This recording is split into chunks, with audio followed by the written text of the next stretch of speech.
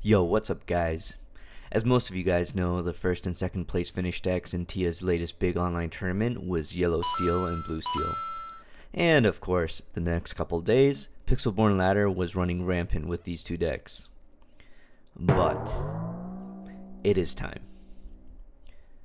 There's a super secret weapon that's been lurking in the shadows of Set 2 that feasts on a steel heavy meta. I'm talking about Red Blue Pawpsicles. Easily one of the most fun decks to pilot, and my personal most played deck in Set 2. Yeah, that's right.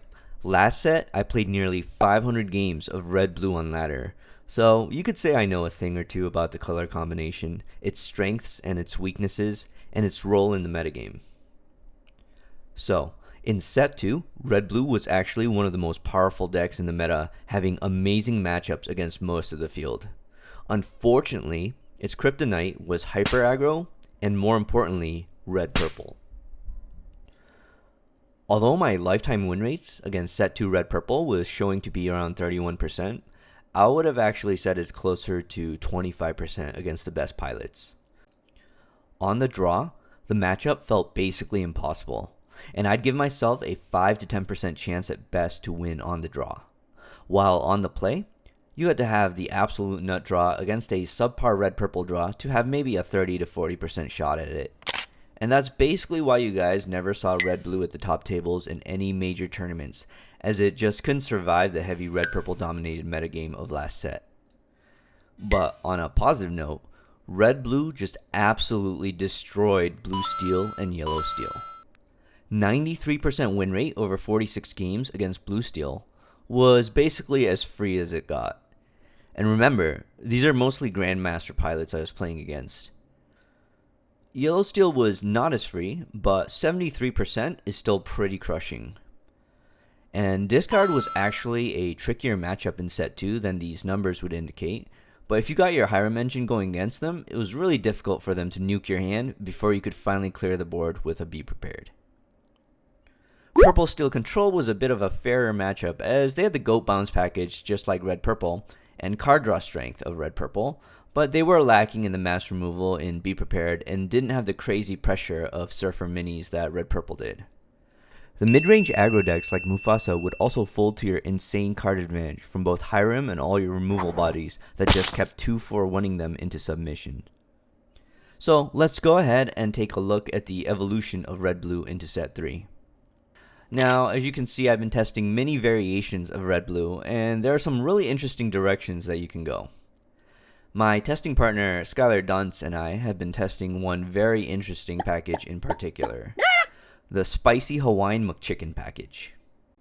Okay, listen, hear me out. Red Blue's early game has always been terrible. Its 1 and 2 drop slots for board control are pathetic, and it usually just flops over dead while it tries to ramp.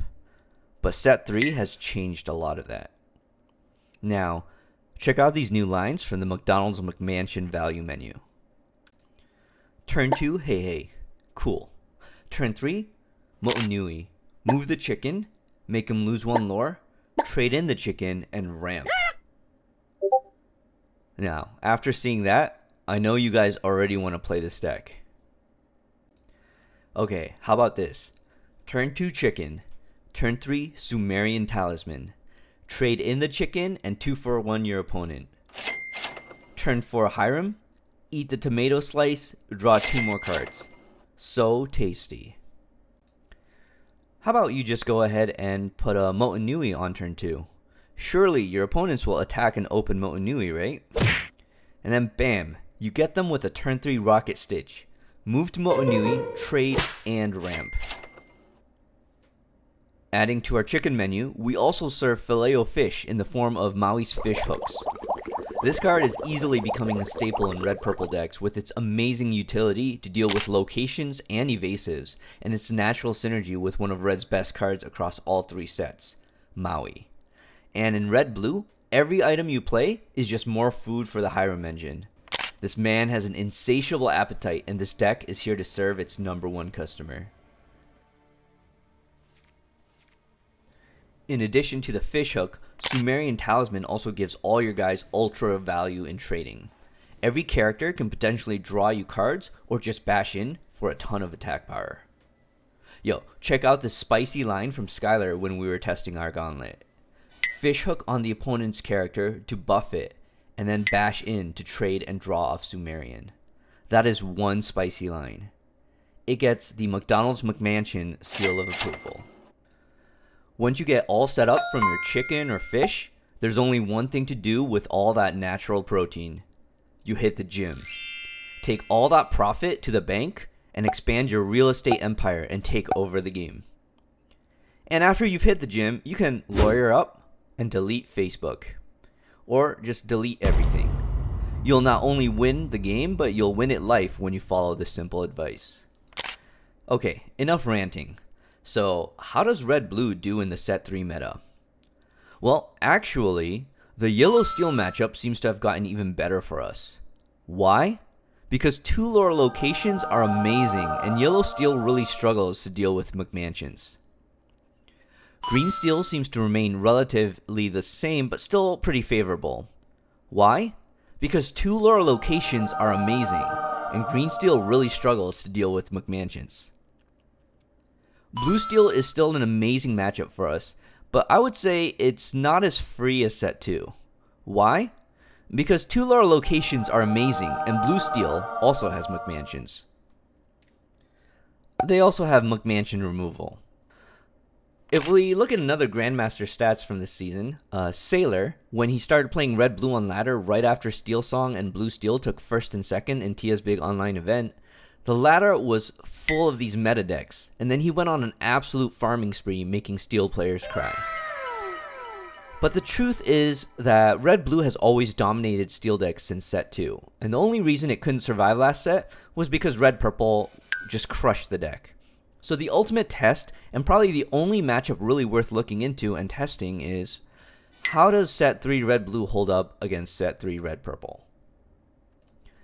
If Red Blue can go at least 50-50 against Red Purple, that would make it the current best deck in the format. Even if it's a slight underdog at 40-60 or something, I still think that statement stands. So, I went and tested a gauntlet with Skylar, and I really wanted to get 100 games in. But unfortunately, the games actually ended up being super grindy and long, so we only managed to fit in 12. And for our end result, 6-6, an even split with Red Purple and Red Blue. Still, this is a very small sample size, and a lot more games need to be tested between Red Blue and Red Purple, but I just wanted to put this video out before I spent more time grinding the matchup between the two decks. Some takeaways from our 12-game gauntlet is that, in this matchup, play draw didn't seem to matter too much, which makes a lot of sense as play draw becomes a lot less important in very grindy control versus control matchups. Many times, both our boards stalled out with Red Purple facing an annoying defensive setup in the form of Sumerian Talisman and Stitch threats, so we simply try to go towards the endgame. Play draw will occasionally come into play when either of the players mulligan and open extremely aggressively on the play. Red Blue having a Turbo Gym opening, or Red Purple having a very aggressive 1-2-3 curve with Surfer Mini or Queen's Castles. But as I said, many games ended up just grinding out till the bitter end, with the players having less than 10 cards left in deck, so it felt like a very control versus control matchup most of the time, revolving around Maui, fishhooks, locations, and be prepared. In terms of deck lists, I don't really have an exact, well-tuned deck list for you guys. Sky and I were both testing a lot of different things, and to say our deck changes every day would be an understatement. In fact, I think my list changes every 4 hours, so when this video gets out, it'll probably have already gone through 3 or 4 changes. Now, I'm not going to go ahead and claim that the Motunui Talisman package with Chicken is the best, but I do think it's very interesting and strongly worth testing and considering. I'll also go over some other cards that are worth discussion. Maui Whale as a one-of could become tech to fight off location-heavy meta. I haven't really gotten to play with him much, so we'll see. Scar feels like a B-prep that can't be ripped away by Ursula or Bare Necessities, while also having some synergy with the Talisman, and being able to hit a character and a location in a single turn feels like it could be very relevant. I personally have liked Hades over Medusa and Tremaine simply due to his ability to tempo sing out a Be Prepared and still be able to drop a few locations as follow-ups on the same turn. Sky is playing 1 or 2 RLS Legacies in his list, which is obviously a very strong location, and I'm definitely open to adding at least one in the deck list, although I get really nervous about uninkable counts. I'm testing Baby Grandma Tala in my list currently because I would like the line to be able to sacrifice her on turn 3 by playing a Sumerian Talisman to draw and ramp, but I could see myself cutting her at the end. Teeth and Ambitions might also be worth a consideration in the deck, especially if you're playing Tala, but of course this package is very aggro meta dependent. I've tested a little bit of Heart of Tefiti and felt like it was a bit of a slow card, but I could see it could being very useful in slower matchups like Control versus Control or Mirrors.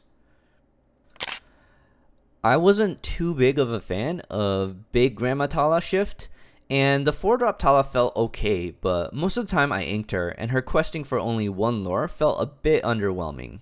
I could give her another try though. I think a 1 of Lucky Dime that I've been seeing in some other red-blue lists would be a very interesting consideration as a finisher in the deck. I think Lucky Dime would pair nicely with Tamatoas, which I've also enjoyed playing in the deck, although Sky has been preferring Nick Wilds for a more tempo-oriented curve, and the 2 lore from Nick should not be brushed off too lightly. 1 Jump Ahead is also worth considering in set 3 now, mostly because it has additional explosive on the play starts with turn 2 1 Jump Ahead into a turn 3 McMansion, which is an extremely difficult setup to deal with on the draw. Anyways, I think set 3 Red Blue is quite a bit under the radar right now, but easily has the ability to dominate as the best deck in the format. So hope you guys enjoyed this video and give Red Blue a try, as it was one of the most fun and powerful set 2 decks to play, and it only got stronger with locations this set.